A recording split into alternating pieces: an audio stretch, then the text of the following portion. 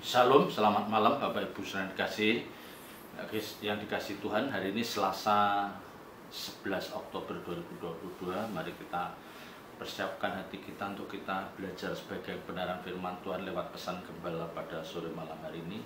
Mari kita awali dengan doa.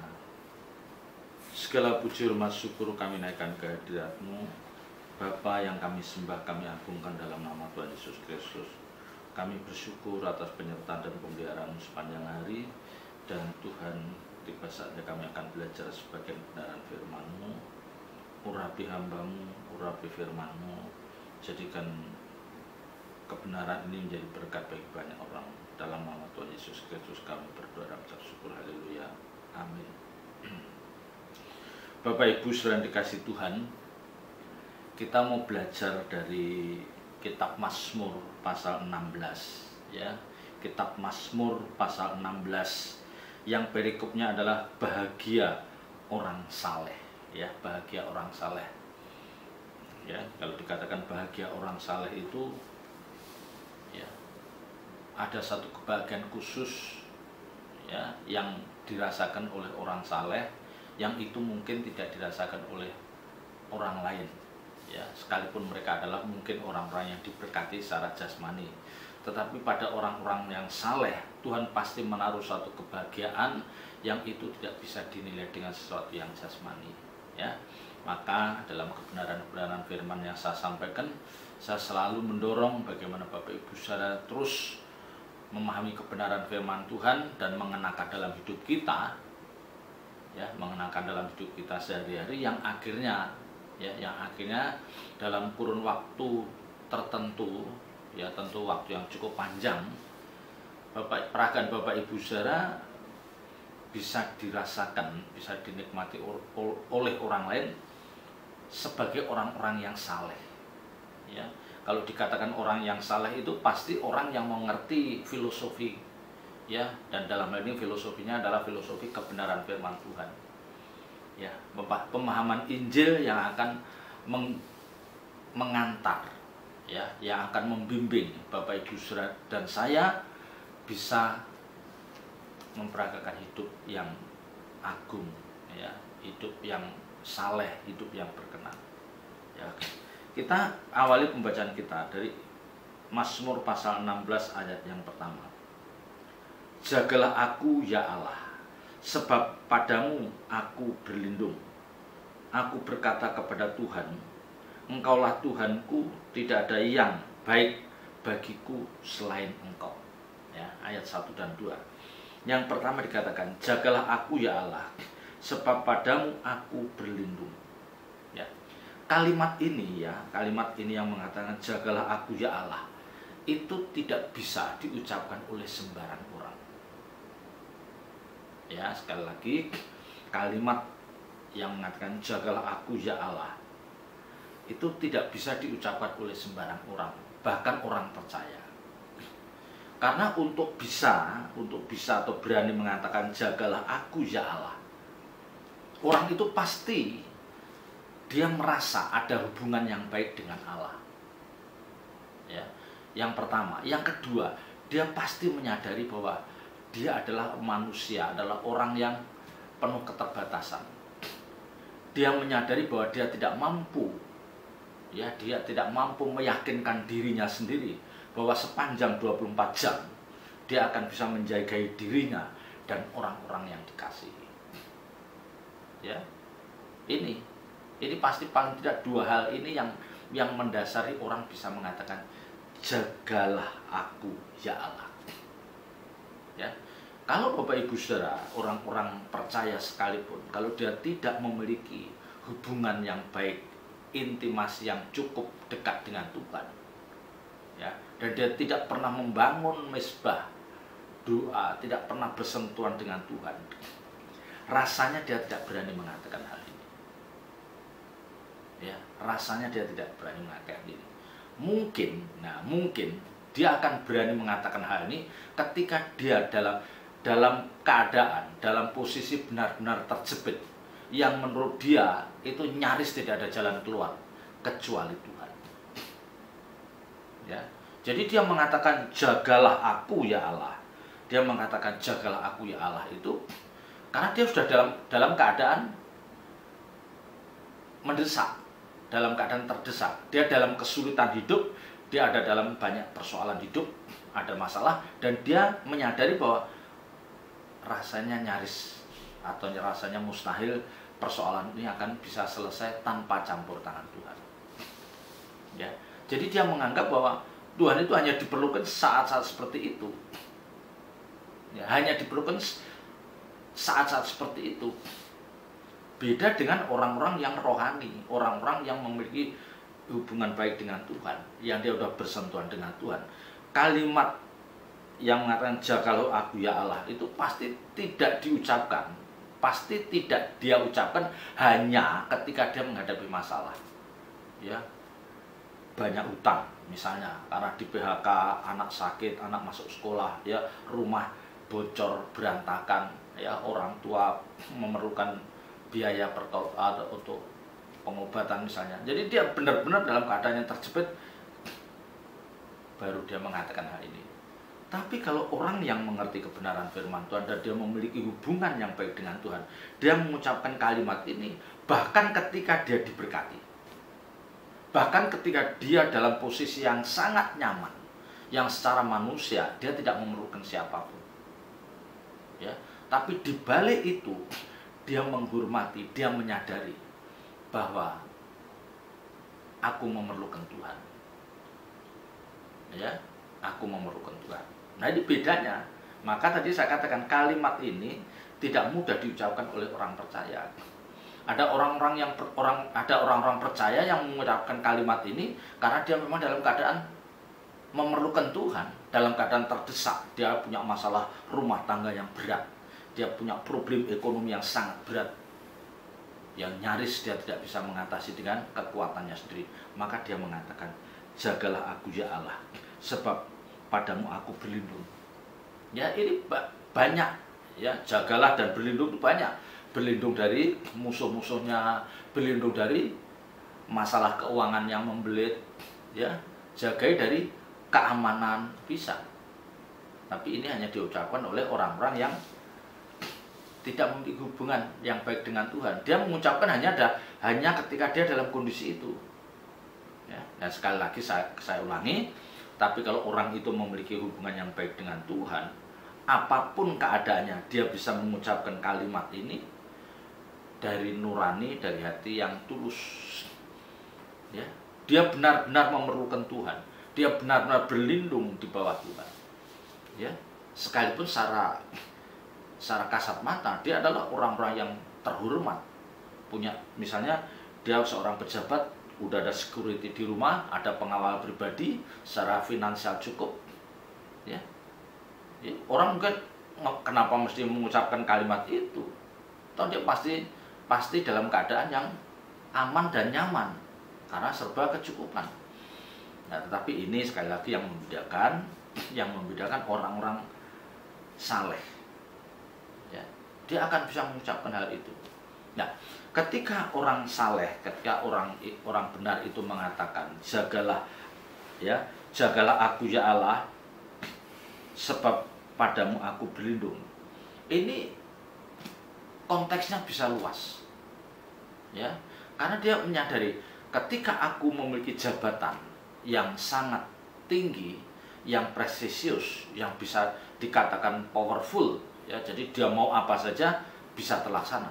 Nah, justru disitulah dia menyadari, wah, ini bahaya bagi saya, ya, karena saya bisa menuruti keinginan daging saya bisa bertindak sekehendak saya, ya, karena menuruti keinginan daging saya bisa melakukan apapun yang itu memang bisa aku lakukan karena aku punya kuasa, karena aku punya power, karena aku punya keuangan yang cukup. Nah, tapi karena orang ini menyadari bahwa ada potensi untuk dia liar seperti itu, maka dia minta jagai aku ya Tuhan. Ya, pasti Tuhan akan menghormati, mengapresiasi orang seperti ini. Ya, sementara banyak orang mengatakan kamu tuh nggak perlu dijaga, udah pokoknya sudah aman. Tapi dia tetap mengatakan jagalah aku ya Allah. Ya, karena kalimat jagalah aku yang keluar dari mulut orang percaya itu luas cakupannya. Jagai aku ya Allah supaya aku tidak sewenang-wenang. Jagai aku ya Allah supaya aku tidak sembarangan memperlakukan orang lain. Ya, jagai aku ya Allah supaya aku tidak mudah melukai orang lain. Jagai aku ya Allah supaya aku tidak mudah membalas sakit hatiku. Ya, ini kalimat pendek, kalimat yang sederhana, tetapi memiliki nilai yang dalam. Dan dari kalimat ini kita bisa mengukur, kita bisa menilai kedewasaan rohani seseorang. Ya, kedewasaan rohani orang percaya. Ya, kalau orang percaya yang misalnya dia OKB, dia dulu rajin berdoa karena ekonomi mantap. Ya, wah ini secara ekonomi serba pas-pasan, tapi ketika Tuhan bawa menjadi orang yang diberkati secara jasmani, ya, kalau dia itu hanya fokusnya hanya kenyamanan di dunia ini saja, ketika dia nyaman, dia settle, dia tidak akan mengucapkan kalimat ini lagi. Jagalah aku ya Allah, sebab padamu aku berlindung. Udah nggak mengucapkan. Karena mereka merasa, oh aku sudah cukup ini, sudah cukup itu, sudah banyak yang dampingin aku. Udah. Nah ini Bapak Ibu Saudara, saya mengingatkan, supaya Bapak Ibu Saudara dan saya harus selalu bisa mengatakan kalimat ini. Ya, dengan ketulusan. Dan Tuhan akan melihat, memang ya ketika kita mengucapkan itu dengan ketulusan, ya, pada memang secara manusia kita sebenarnya sudah tidak memerlukan Tuhan, misalnya secara manusia, tetapi Tuhan bisa mengatakan orang ini menghormati aku.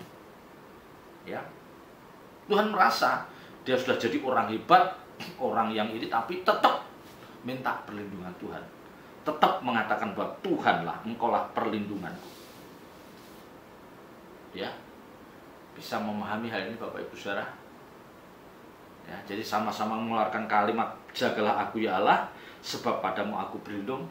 Maknanya di hadapan Tuhan berbeda. Kalau ini diucapkan oleh orang yang dewasa rohani, dan ini diucapkan oleh orang yang gagal hidup, yang karakternya buruk, karena dia memang tidak memahami kebenaran. Tuhan bisa menilai, dan Tuhan menghormati, ya, Tuhan mengapresiasi kalau ini keluar dari mulut anak-anaknya yang sudah dibawa sukses oleh Tuhan.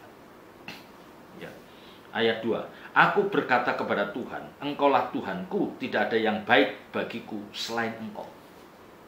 Engkaulah Tuhanku. Ya, jadi orang benar-benar mengarahkan hidupnya bahwa Tuhan itu satu-satunya keperluan hidupnya.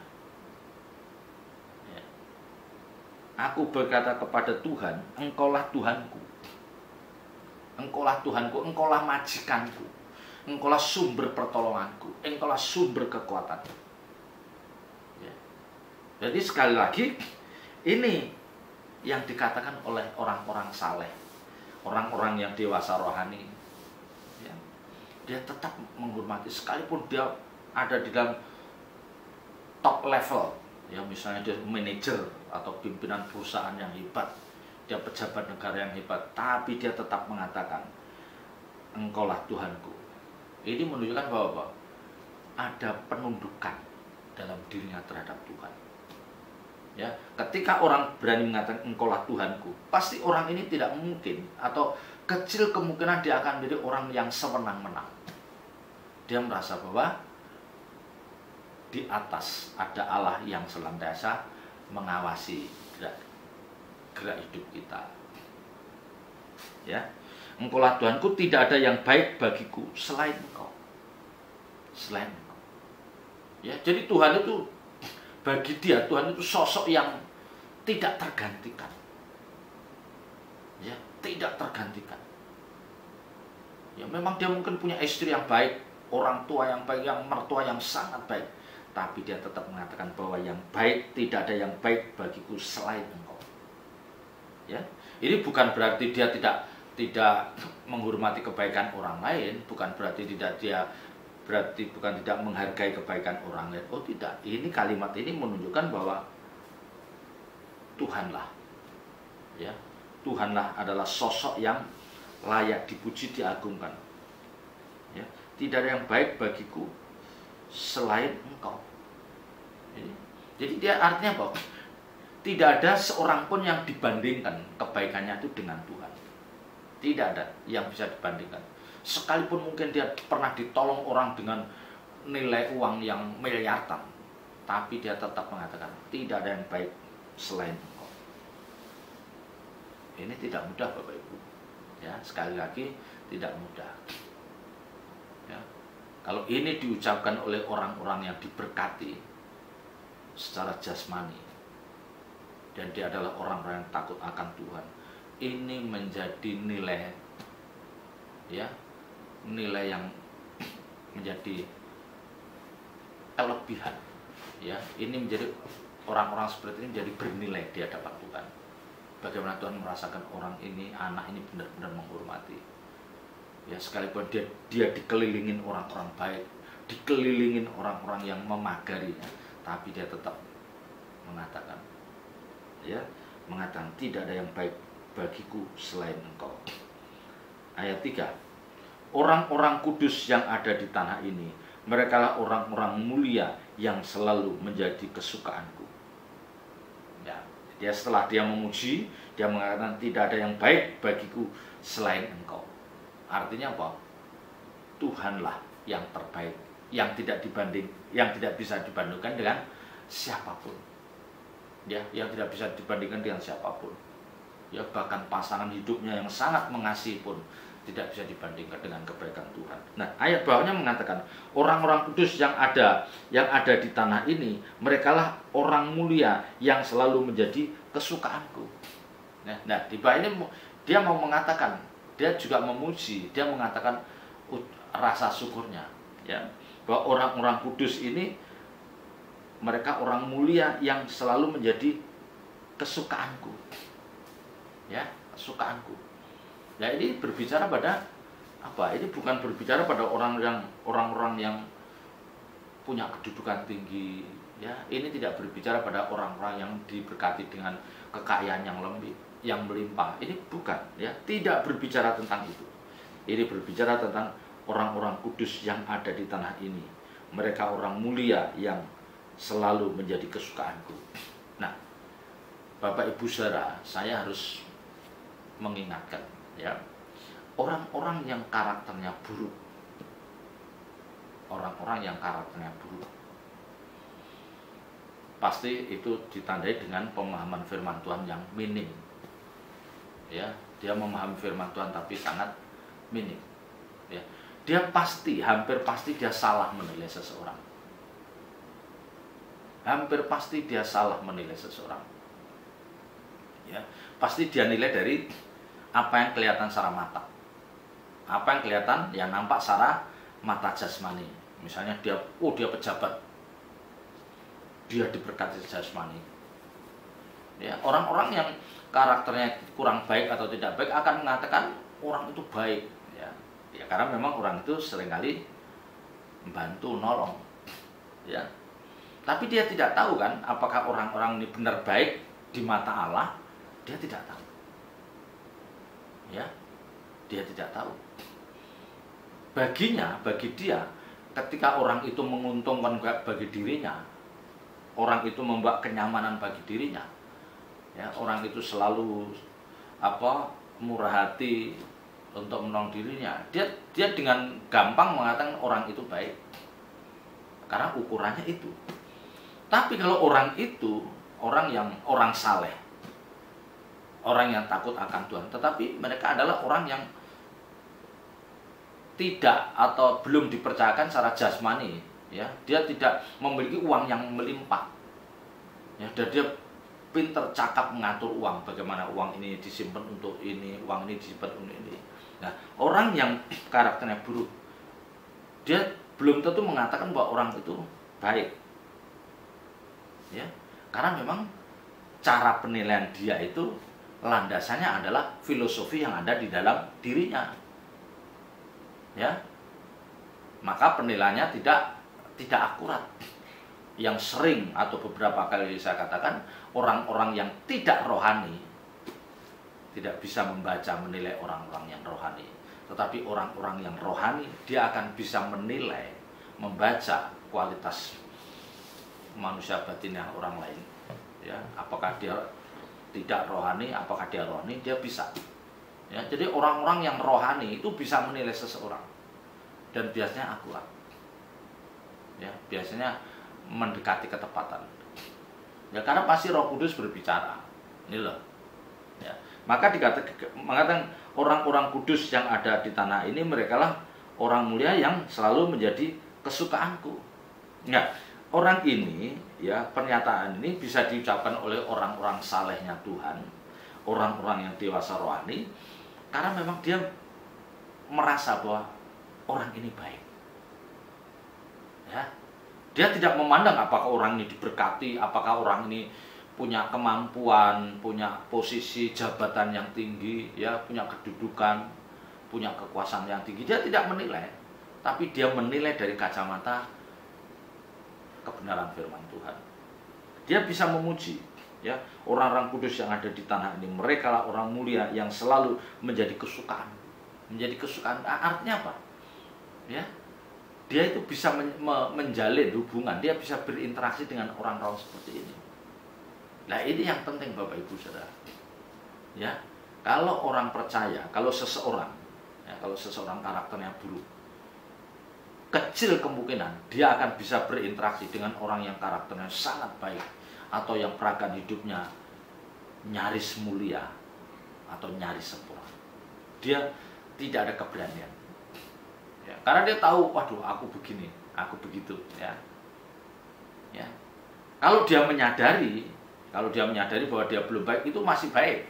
Tapi yang lebih parah kalau dia tidak menyadari bahwa dirinya itu jahat dan dia mengatakan bahwa aku nggak bisa bergaul dengan si A karena bla bla bla bla.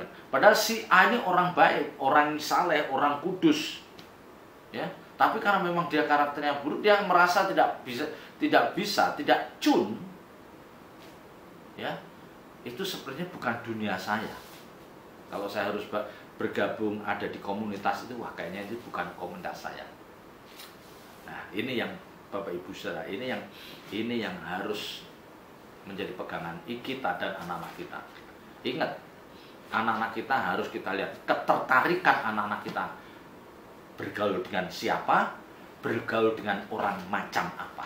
Ingat, ya, kita harus tahu, ya, kecenderungan anak-anak kita itu tertarik bergaul dengan orang-orang macam mana, orang-orang seperti apa orang yang yang penampakan secara fisiknya, ya, secara kasat mata dia memang lebih keren dari yang lain, ya. Lah, ini tidak bisa kita harus melihat, memperhatikan itu. Karena kalau anak-anak kita atau kita sendiri mengagumi orang-orang seperti itu, wah, ini terseret. Filosofi orang-orang seperti ini akan ditransfer masuk dalam filosofi hidup kita atau anak-anak kita. Nah, ini yang membahayakan. Tapi kalau anak-anak kita, orang-orang yang kita kasih memilih komunitas yang dia adalah orang-orang kudus yang takut akan Tuhan, kita ada nyaman. Ya, karena kamu akan nyaman ada di lingkungan itu. Kamu akan merasa nyaman, akan merasakan sukacita ada di komunitas itu. Ya, hati-hati Bapak Ibu, ya. Karena saya sering melihat ada orang-orangnya yang ketika di situ ada komunitas orang-orang yang terhormat, orang-orang yang punya kesantunan, punya karakter, punya etika yang tinggi, orang yang karakternya buruk itu nggak berani, dia tidak akan bisa betah duduk di situ, ya, karena merasa bukan ini bukan komunitas saya, ya, ini selera jiwa saya kayaknya bertentangan dengan dengan komunitas ini, ya. Coba uji apa yang saya katakan, ya. Kalau sampai Bapak Ibu Saudara tidak bisa atau tidak bisa nyaman ada di lingkungan orang-orang salehnya Tuhan, Bapak Ibu Saudara harus introspeksi, ada yang salah dalam hidup Bapak Ibu Saudara, ya. Dan sebaliknya, kalau Bapak Ibu Saudara merasa merasa nyaman, ya, merasa wah, kayak feeling at home, merasa enak, ini rumahku, ini duniaku, tapi di tengah-tengah orang yang fasik, bahaya, tinggalkan komunitas itu, ya. Kalau itu tarik anak kita dari komunitas itu. Mereka harus benar-benar menemukan komunitas orang-orang yang takut akan Tuhan. Ya, karena orang-orang takut akan Tuhan dia yang dia bisa memuji kebaikan orang lain. Ya, orang-orang yang karakternya buruk dia tidak akan memuji orang-orang yang takut akan Tuhan, tidak mungkin. Ya, karena itu bertentangan dengan jiwanya, bertentangan dengan seleranya. Dia merasa itu bukan rumahku, itu bukan komunitas yang aku bisa merasakan kenyamanan. Nah, ini yang saya sampaikan pada sore malam hari ini. Mari kita merenungkan kebenaran ini. Ya, selamat berjuang, Tuhan Yesus memberkati. Ya, mari kita tutup dalam doa. Segala puji, hormat, syukur kami naikkan kehadirat-Mu, Bapa yang kami sembah dalam nama Tuhan Yesus Kristus. Meteraikan firman-Mu dalam setiap hati kami dan ajar kami melakukannya, Tuhan. Terima kasih. Dalam nama Tuhan Yesus Kristus kami berdoa dan mengucap syukur. Haleluya. Amin.